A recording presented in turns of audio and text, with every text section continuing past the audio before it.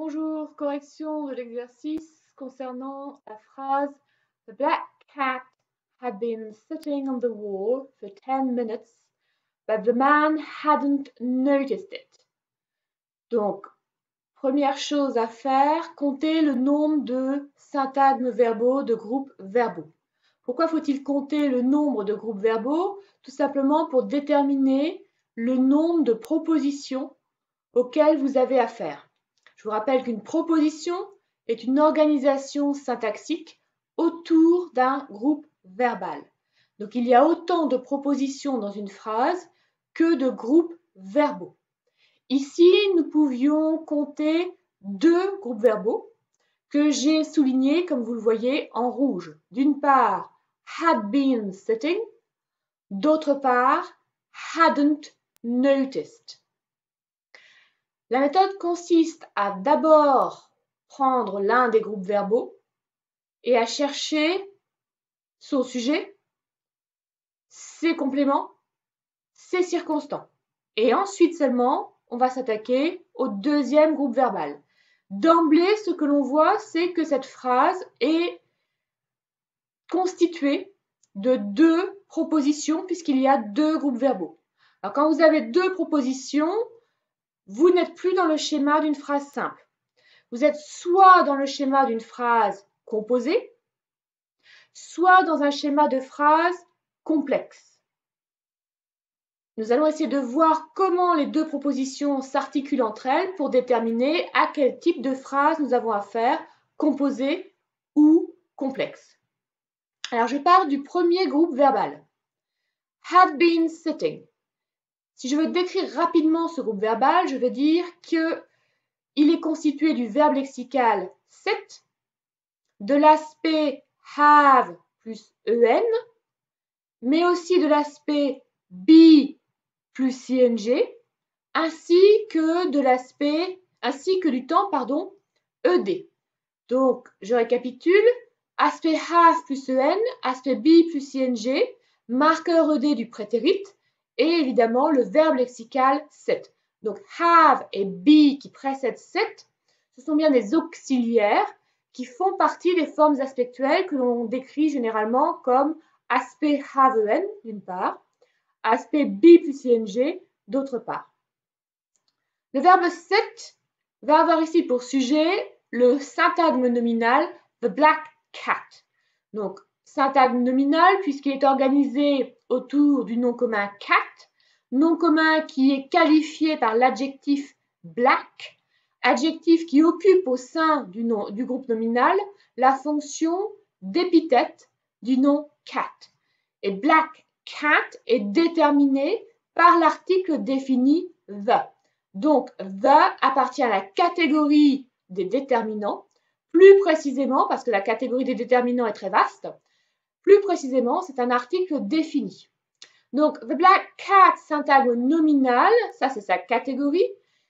Syntagme nominal qui occupe la fonction syntaxique de sujet du verbe sit. Sit est suivi ensuite de 2 syntagmes prépositionnels. D'une part, on the wall, d'autre part, for 10 minutes.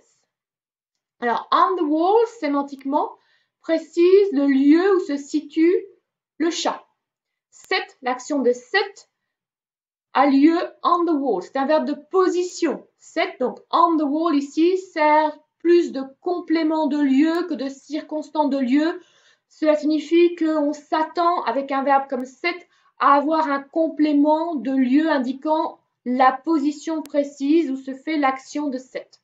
Donc c'est pour ça que dans ce cas, je parle plutôt de complément de lieu plutôt que de circonstance de lieu. Alors, on the wall, fonction syntaxique de complément de lieu, mais du point de vue de la catégorie, vous voyez qu'il est introduit par on, c'est une préposition, suivie de ce groupe nominal the wall, déterminant article défini the, plus nom commun wall. On the wall, c'est ce qu'on appelle un syntagme prépositionnel, puisqu'il est composé d'une préposition complétée par un syntagme nominal.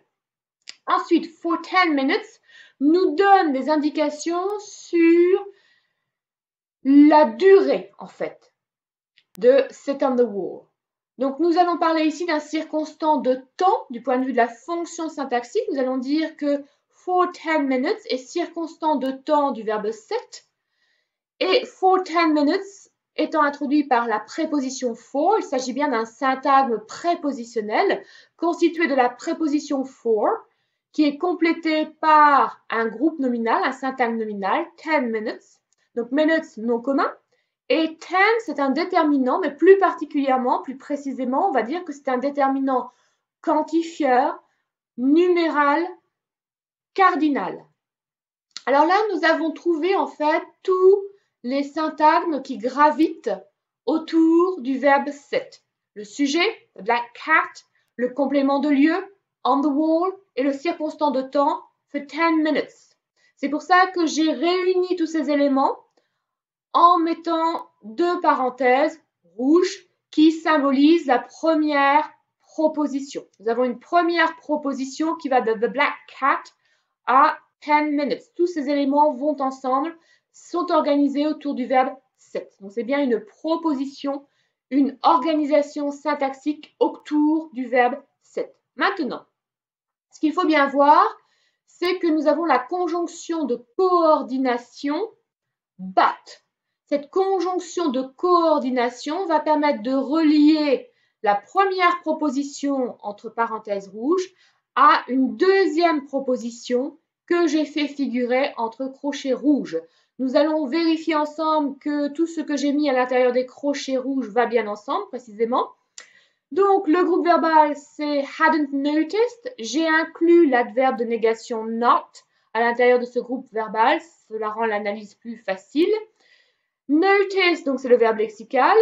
Notice porte l'aspect have plus en. Attention, le ed qui figure à la fin de notice, c'est bien la marque du participe passé, donc le symbole en ici.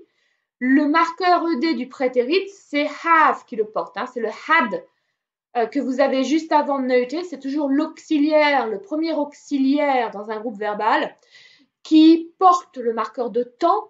Donc ici, le temps, c'est le temps prétérit, symbolisé par le marqueur ed, il est porté par l'auxiliaire have. Donc là, nous avons, pour récapituler, un syntagme verbal composé du verbe lexical notice, de l'aspect have plus en et du marqueur ed du prétérit. Ce verbe notice est modifié par l'adverbe de négation not. Maintenant, hadn't noticed a pour sujet le syntagme nominal the man. C'est the man qui ne réalise pas l'action. Donc the man, syntagme nominal, très simplement composé du nom commun man précédé du déterminant article défini the. Et nous avons hadn't noticed, you notice something. Notice est un verbe transitif direct, ça signifie qu'il a un complément d'objet direct introduit sans préposition.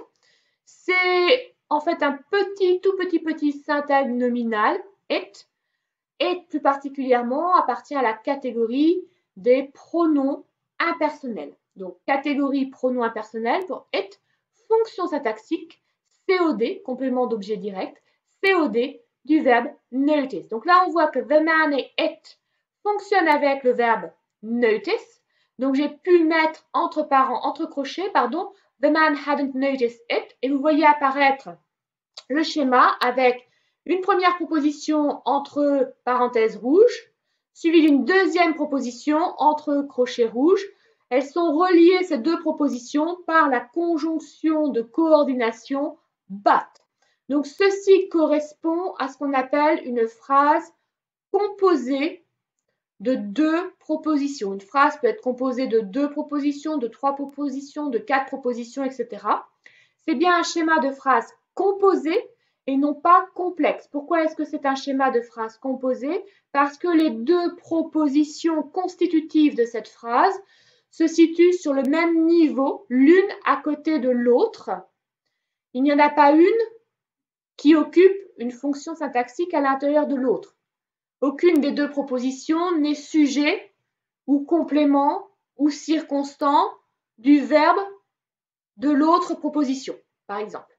Donc ici, schéma de phrase composée de deux propositions, dont on dit qu'elles sont indépendantes, deux propositions reliés par la conjonction de coordination BAT. Voilà, j'espère que cette analyse rapide vous aura permis de faire quelques progrès en syntaxe et je vous retrouve très bientôt pour un prochain exercice. Bon courage à tous!